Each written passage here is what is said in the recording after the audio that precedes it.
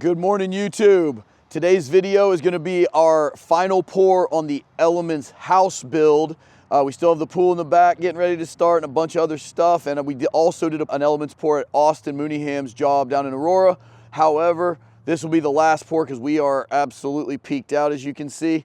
This pour here had parts that from right about here up to the peak was 20 feet high and went smooth as silk. My boys formed almost all this thing up while I was out of town, and I never want to say a job is absolutely perfect, but they have done just premier work on this project. Super proud of them.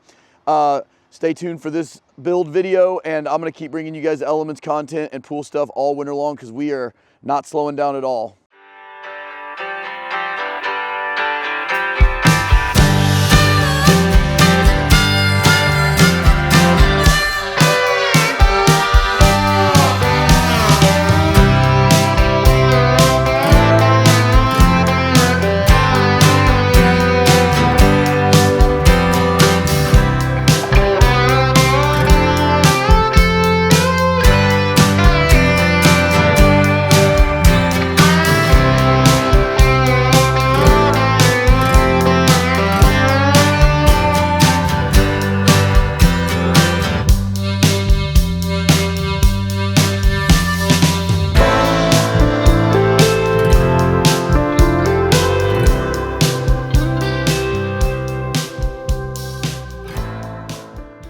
Okay, so guys, I was gone last week and the boys did all of this upper level work here.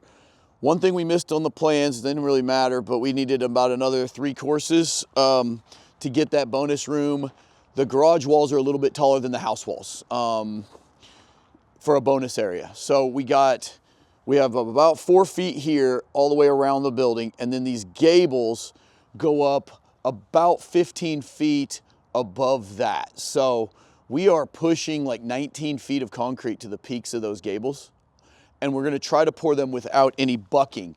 We're just going to try to manage our mix design, and with our vibrator just place the concrete super careful. We have stuff here to bucket if need be.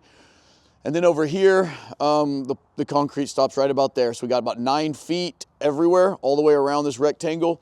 And that's the little 8-12 gable here.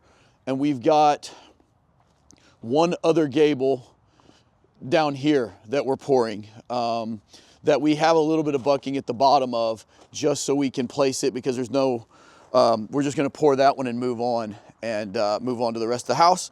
One of the crazy things about the pour today, you can see the boys have been framing them and they're ready to put up rafters on this whole end of the house.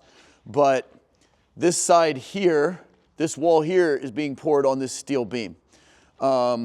I'll come through here if I can get through here smoothly and show you the false work. All this stuff right here is up under the steel beam for during the pour, and we'll leave that up for several weeks. It's not really gonna, we'll be able to pull the horizontals off so you can walk through it and his subs can start, you know, cutting in wire and whatever else, but we'll leave the verticals in while the concrete cures and while we finish the framing on the ceilings and the roof and everything, where everything's tied together.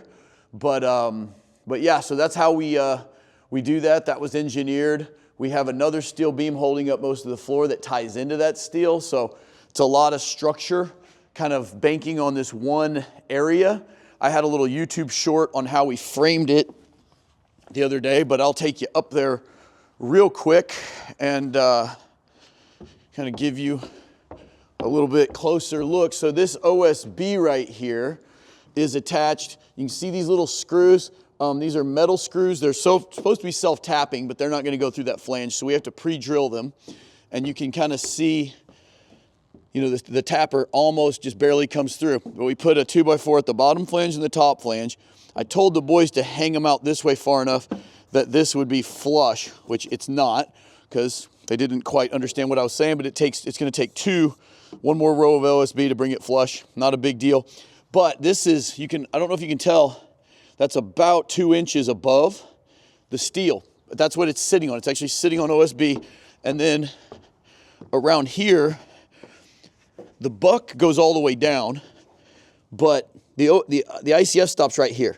It's just the way it worked out. It's above the floor. So we used a 2x6, kind of like a monoleg. It's lifting the ICF up off the ground. It's screwed in real tight. So the concrete could spill out onto the Advantech about 2 inches. But yeah, that's it. We got our bastard joints all sewn up. Zonts and Zuckles, and our fab form bracing is all tied in nice. We can walk around at about thigh level to this entire thing. That gable's inherently reachable. They put another row up top so they can put anchor bolts and screed it off. But the one thing good is if we'd have poured this on Wednesday, this wouldn't have been built. The bridge was only partially done, and now it's where we can walk across. Of course, they shorted up and made it a little bit tricky to get through, but it's not that bad. If I wasn't so old and out of shape. But I'll show you these gables. The one thing I told them to add, I wanted another zat like down here to stand on, and probably another one so it like stair steps up the side so we can mag these off as we go. So the plan, guys, just to kind of, let me turn around, the sun is kind of bright that direction. The plan will be, we're gonna pour this at about a 4. John Martin's coming. He's got that nice air coupler that will stop the concrete on a dime so we can place. We're gonna kind of try to chimney the concrete, like stack it like that, and then use the vibrator to run it out to the edge. And just do that real deliberate like that with the vibrator, so then we can mag off the slope without having to have it bucked in. Should work, it's worked before. These are probably maybe a couple of the biggest gables I've ever done that way, but as long as the plant doesn't screw us and come way too wet, which today's one of those days I would have to reject it. If I ordered a 4 and it comes out at a 6, they can go back. And you gotta make it clear to them, you don't gotta be a jerk, but just say what you're doing, state your intentions clearly, and say, I'd rather see it at a 3 than a 5. They'll show up right, and it's gonna be cool, guys. The one other thing I'll show you real quick is the lintel on that, over that steel beam that we're doing, per the engineer and everything, and I'll show you kind of how we're doing that. Okay, guys, the concrete's about to be here. Wanted to show you one more detail on this opening here, this door opening. We've got 2 number 6s wrapped in stirrups and 2 more hanging down about 10 inches below that. And we'll vibrate the heck out of it, making sure there's absolutely no voids, and that will make that lintel real sturdy since this whole thing is up on that steel I-beam. Okay, guys, Marshall just got here, so hopefully I can get him in front of the camera, because I can't show you what's going on right over there. But John's keeping a close eye, and I'll show you what we just did. This is our first truck. We just topped out this wall that's about 4 feet of wall, and we worked our way right up that gable. That's when you know how to have a good pump guy with a perfect mix design. We just basically stopped pouring it right along here, up to about here, and then we vibrated it till it was pooching out, and then magged it off. We're gonna be able to work right up these gables with little to no effort. And like I said, Marshall just got here after a pretty rough pour of his own. Yeah, but he's gonna jump on here so I can shoot a little more of this video.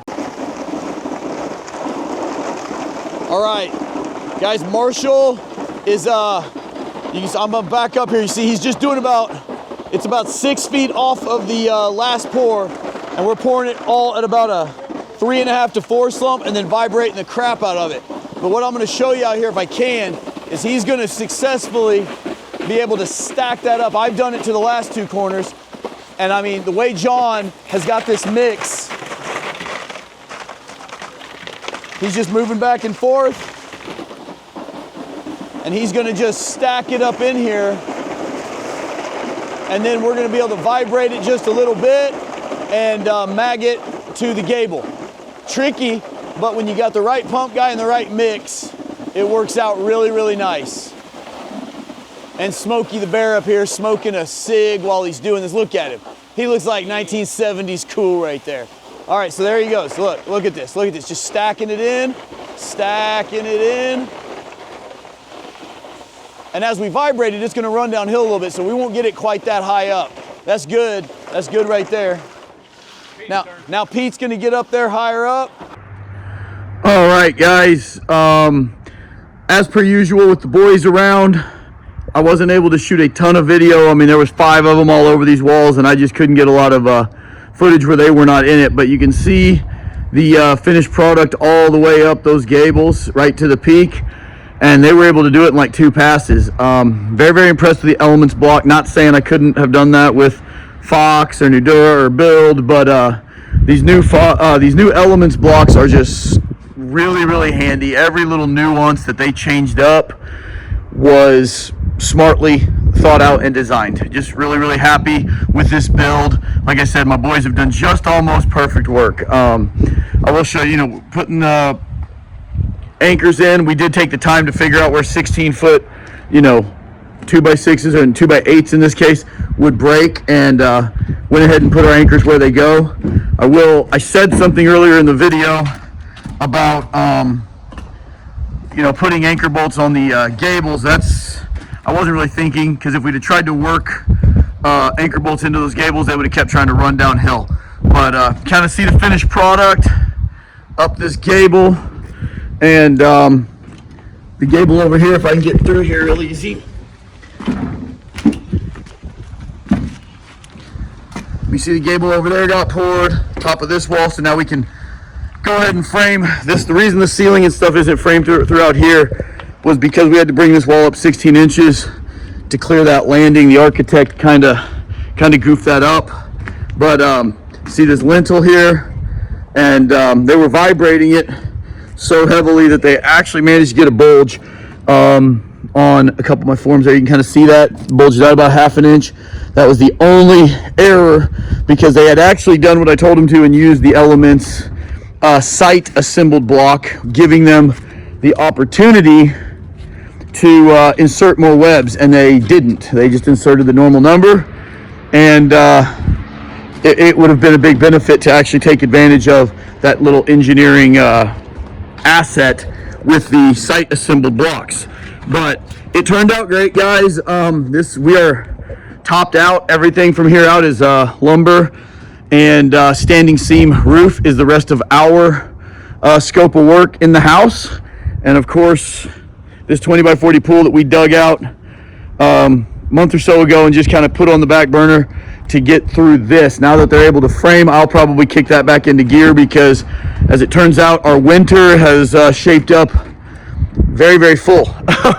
We've all of a sudden, between me and Austin, we've got, I think, 3 monopore eco-finish pools and about 3 vinyl liners.